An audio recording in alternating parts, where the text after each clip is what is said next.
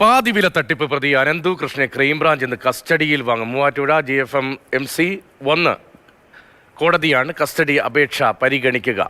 ജെയിനിസ് രാജുവാണ് വിവരങ്ങളുമായി ചേർന്നത്. ജെയിൻ, ഇയാളെ കസ്റ്റഡിയിൽ വാങ്ങി കൂടുതൽ തെളിവെടുപ്പിനുള്ള ശ്രമമായിരിക്കുമല്ലോ സ്വാഭാവികമായും ക്രൈംബ്രാഞ്ചിന്റെ ഭാഗത്ത് നിന്ന് ഉണ്ടാവുക. എന്തൊക്കെ കാര്യങ്ങൾ ഇയാളിൽ നിന്ന് കൂടുതലായി അറിയാനുണ്ട് എന്നാണ് അന്വേഷണ സംഘം നൽകുന്ന വിവരം? രതീഷ്, ക്രൈംബ്രാഞ്ച് ആദ്യമായിട്ടാണ് ഈ പ്രതിയെ ചോദ്യം ചെയ്യുകയും ഈ തട്ടിപ്പുമായി ബന്ധപ്പെട്ട കൂടുതൽ അന്വേഷണത്തിലേക്ക് പോവുകയും ചെയ്യുന്നത്.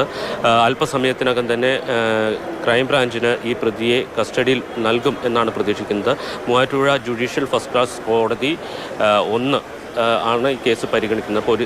ക്രൈംബ്രാഞ്ചിൻ്റെ കസ്റ്റഡി അപേക്ഷ പരിഗണിക്കുന്നത്. അല്പസമയം മുമ്പ് അനന്തു കൃഷ്ണനെ കോടതിയിൽ എത്തിച്ചിട്ടുണ്ട്. പ്രധാനമായും അനന്തു കൃഷ്ണൻ ഈ തട്ടിപ്പിലൂടെ നേടിയ പണം അത് എന്ത് ചെയ്തു എന്നുള്ള സംശയം, അല്ലെങ്കിൽ ആ കാര്യത്തിലാണ് കൂടുതൽ വ്യക്തത വരേണ്ടതുണ്ട്.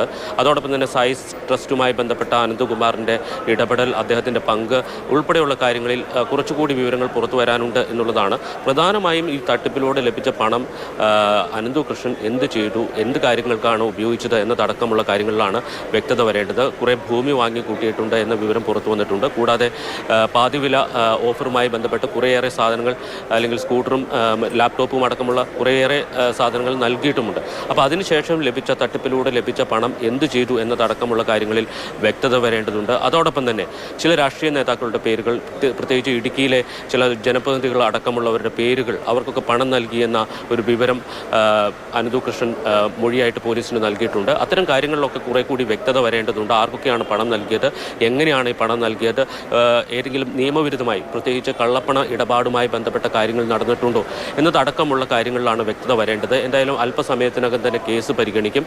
എന്തായാലും ഈ കേസുമായി ബന്ധപ്പെട്ട് അല്പസമയം മുമ്പാണ് അനന്തു കൃഷ്ണനെ കോടതിയിൽ എത്തിച്ചത്. ആ ഘട്ടത്തിൽ അനന്തു കൃഷ്ണൻ മാധ്യമങ്ങളോട് പ്രതികരിച്ചിരുന്നു. ഈ ഘട്ടത്തിൽ പോലീസിൻ്റെ അന്വേഷണവുമായി ബന്ധപ്പെട്ട്, ക്രൈംബ്രാഞ്ചിൻ്റെ അന്വേഷണവുമായി ബന്ധപ്പെട്ട് സഹകരിക്കും എന്നുള്ള കാര്യമാണ് അദ്ദേഹം പറഞ്ഞത്. എന്തായാലും അല്പസമയത്തിനകം തന്നെ കോടതി ഈ കേസ് പരിഗണിക്കുന്നതാണ്. രതീഷ്.